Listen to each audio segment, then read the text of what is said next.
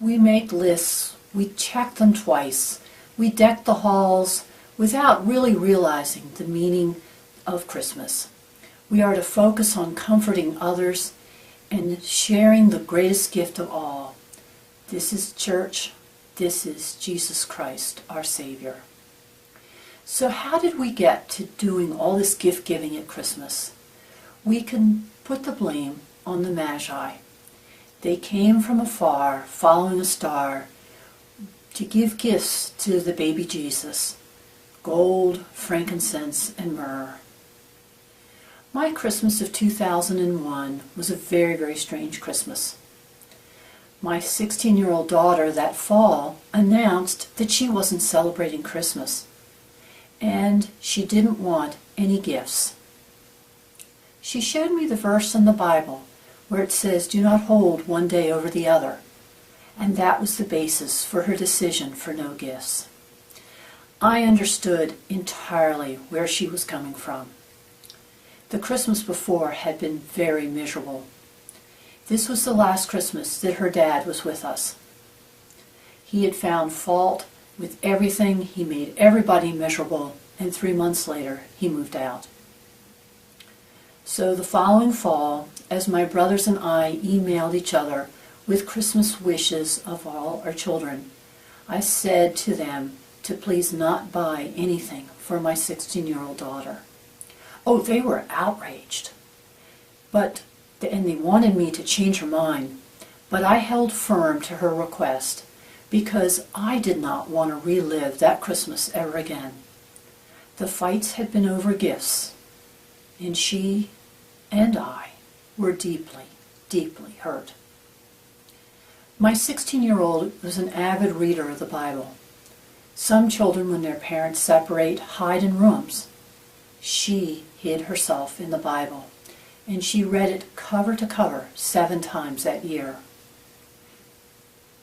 But that Christmas and the ones to follow, I learned a deeper lesson: to put aside the commercialism and concentrate on the Savior.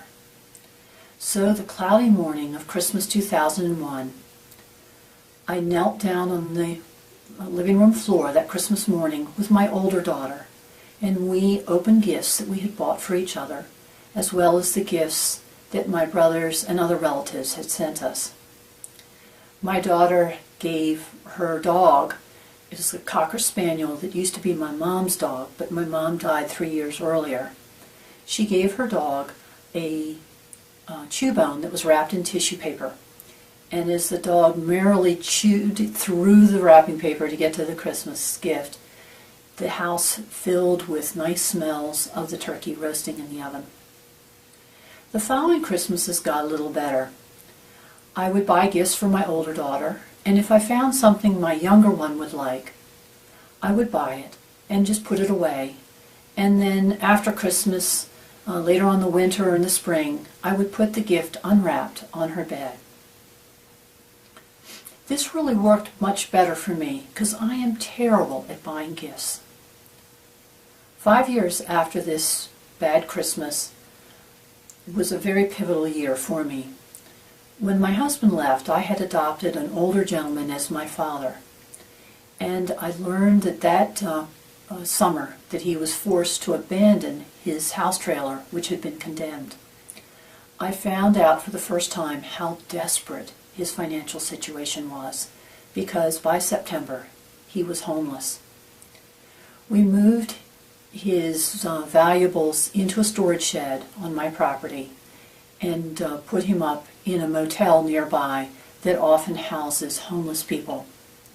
He was on the waiting list to move into a senior subsidized apartment, but it wasn't ready.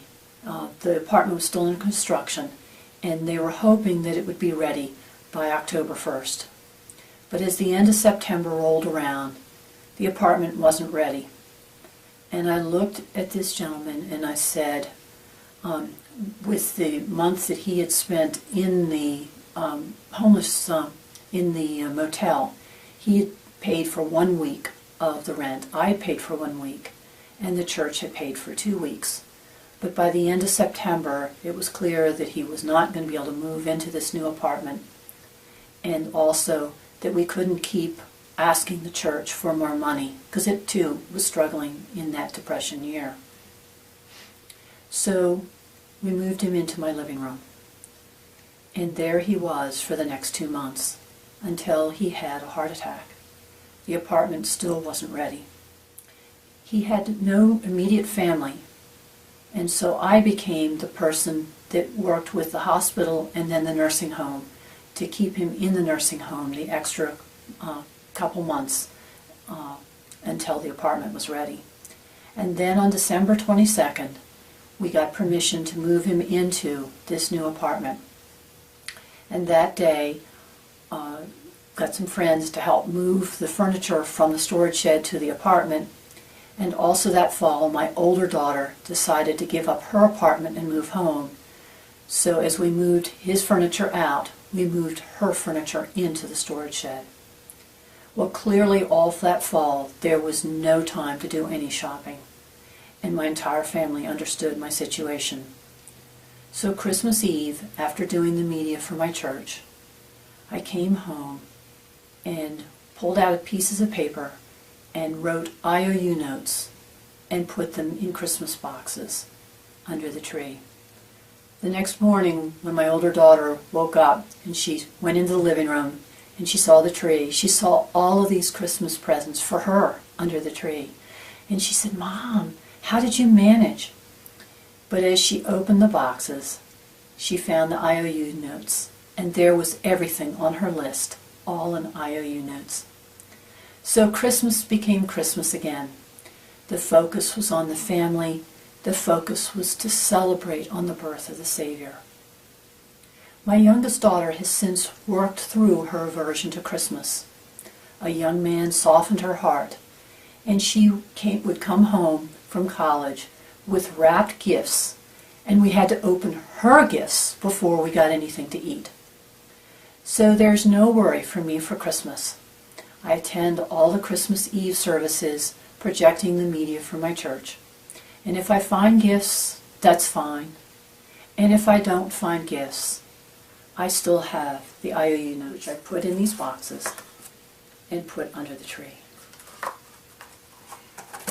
If I have no ideas, I put an IOU note for a mystery gift to be named at a later date. The best gift that you can give somebody for Christmas is love.